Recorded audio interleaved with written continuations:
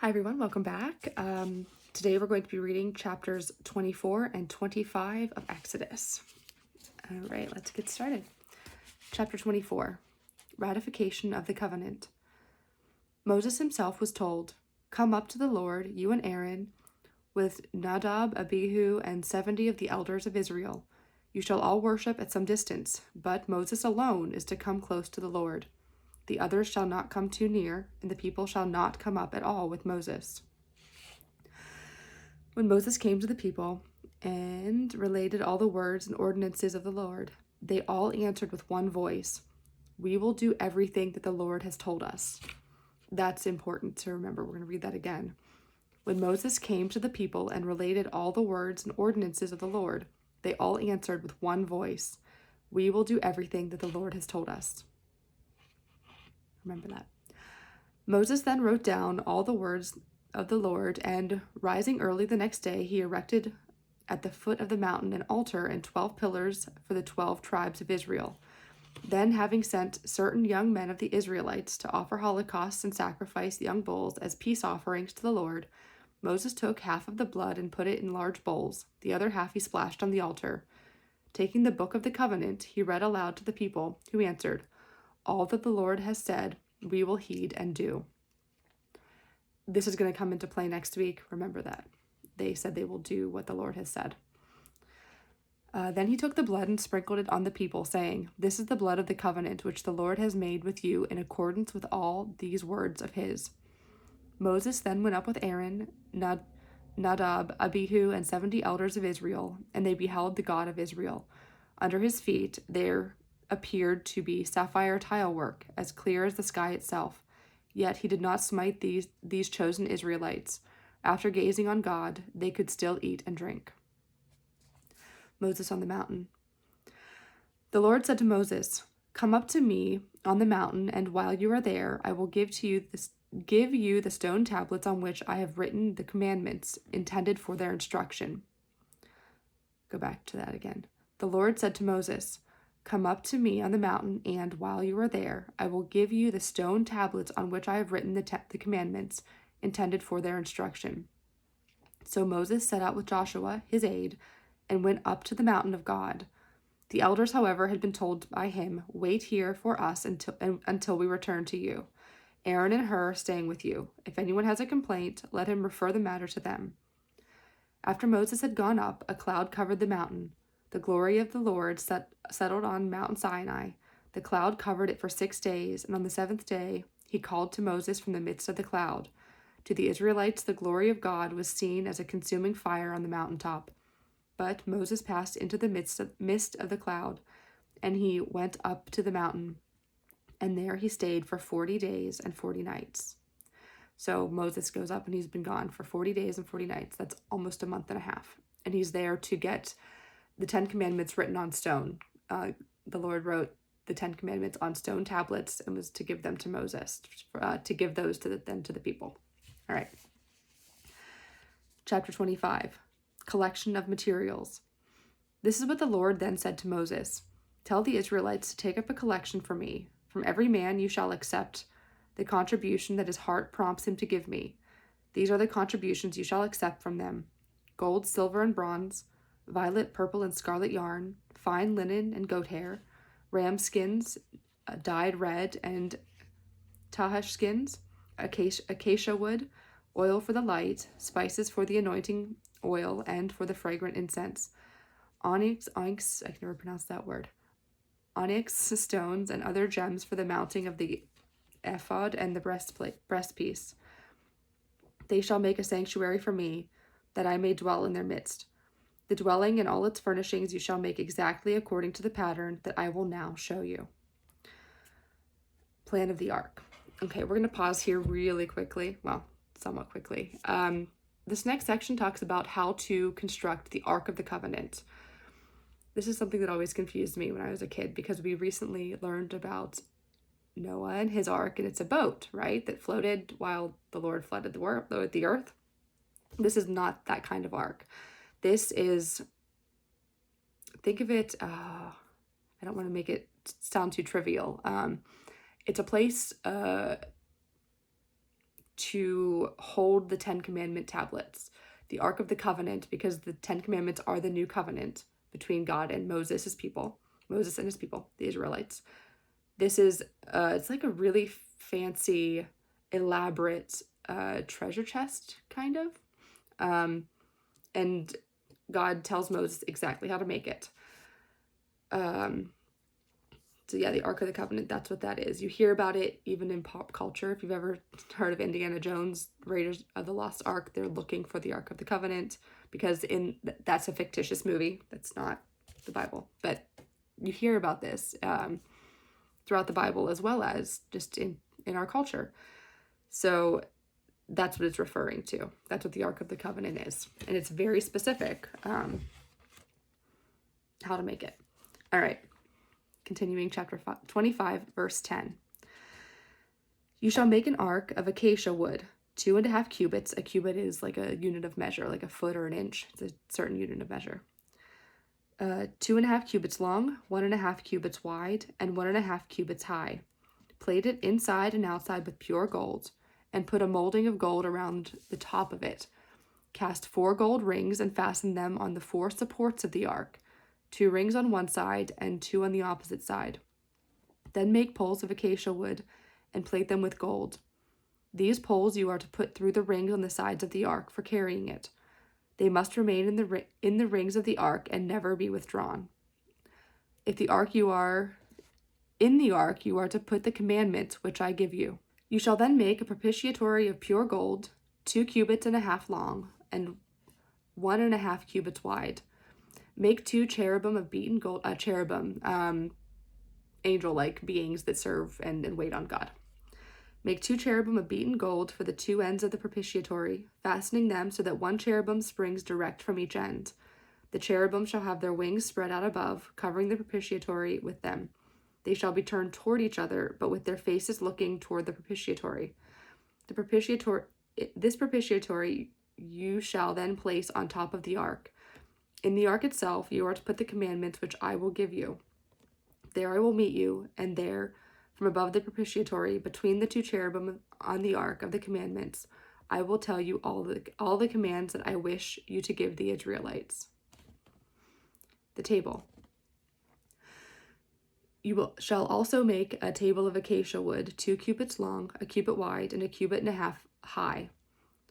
Plate it with pure gold, and make a molding of gold around it. Surround it with a frame, a handbreadth high, with a molding of gold around the frame. You shall also make 4 rings of gold for it, and fasten them on the 4 corners of each, one at each leg, 2 on 2 opposite sides of the frame, as holders for the poles to carry the table. These poles for carrying the table you shall make of acacia wood and plate with gold. Of pure gold you shall make its plates and cups, as well as its pitchers and bowls for pouring libations. On the table you shall always keep showbread set before me. The lampstand. You shall make a lampstand of pure beaten gold, its shaft and branches, with its cups and knobs and petals springing directly from it. 6 branches are to extend from the sides of the lampstand, 3 branches on one side and 3 on the other. On one branch there are to be 3 cups, shaped like almond blossoms, each with its knob and petals. On the opposite branch there are to be 3 cups, shaped like almond blossoms, each with its knob and petals, and so on, and so for the 6 branches that extend from the lampstand. On the shaft there are to be 4 cups, shaped like almond blossoms, with their knobs and petals, including a knob below each of the 3 pairs of branches that extend from the lampstand. Their knobs and branches shall so spring from it that the whole will form but a single piece of pure beaten gold. You shall then make 7 lamps for it, and so set up the lamps that they shed their light on the space in front of the lampstand. These, as well as the trimming shears and trays, must be of pure gold. Use a talent of pure gold for the lampstand and all its appurtenances. See that you make them according to this pattern shown you on the mountain. Very, very specific. You want to do chapter 26? Sure, let's do chapter 26. The tent cloth. The dwelling itself you shall make out of sheets woven of fine linen, twined and of violet, purple, and scarlet yarn, with cherubim embroidered on them. The lengths of each shall be 28 cubits, and the width 4 cubits. All of the sheets shall be of the same size. 5 of the sheets are to be sewed together edge to edge, and the same for the other 5. Make loops of velvet yarn along the edge of the end sheet in one set, and the same along the edge of the end sheet on the other set. There is to be 50 loops along the edge of the end sheet in the first set, and 50 loops along the edge of the corresponding sheet in the second set, and so place that the loops are directly opposite each other. Then make 50 clasps of gold with which to join the 2 sets of sheets, so that the dwelling forms one whole. Also make sheets woven of goat hair to be used as tent coverings over the dwelling. 11 such sheets are to be made. The length of each shall be 30 cubits, and the width 4 cubits. All 11 sheets shall be of the same size. So 5 of the sheets edge to edge into one set, and the other 6 sheets into another set.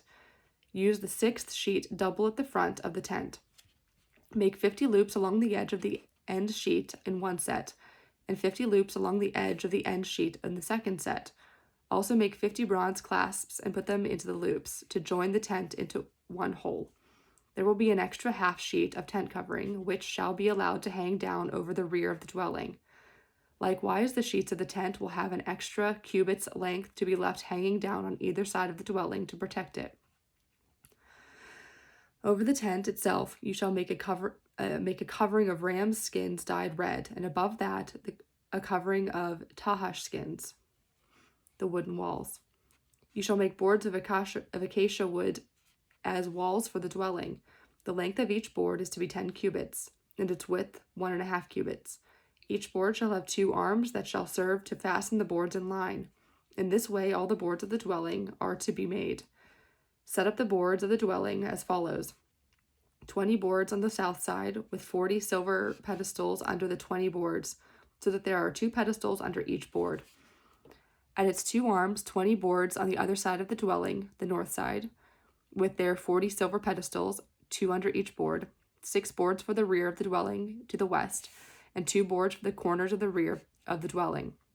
These 2 shall be double at the bottom, and likewise double at the top to the first ring. That is how both boards in the corners are to be made. Thus there shall be in the rear 8 boards with their 16 silver pedestals, 2 pedestals under each board.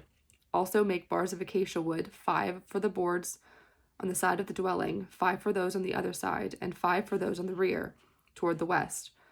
The center bar at the middle of the board shall reach across from end to end. Plate the boards with gold, and make gold rings on them as holders for the bars, which are also to be plated with gold. You shall erect the dwelling according to the pattern shown to you on the mountain. Okay, last section, the veils. It's very specific. Imagine having to remember this and try to build this precisely as God is commanding you. It's a lot to remember. Okay, verse 31. You shall have a veil woven of violet, purple, and scarlet yarn, and of fine linen twined, with cherubim embroidered on it. It is to be hung on 4 gold-plated columns of acacia wood, which shall have hooks of gold and shall rest on 4 silver pedestals. Hang the veil from clasps. The ark of the commandments you shall bring inside, behind this veil, which divides the holy place from the Holy of Holies. Set the propitiatory on the ark of the commandments in the Holy of Holies. Outside the veil you shall place the table and the lampstand, the latter on the south side of the dwelling, opposite the table, for it is to be put on the north side. For the entrance of the tent, make a variegated curtain of violet, purple, and scarlet yarn and of fine linen twined. Make 5 columns of acacia wood for this curtain. Have them plated with gold, with their hooks of gold, and cast 5 bronze pedestals for them.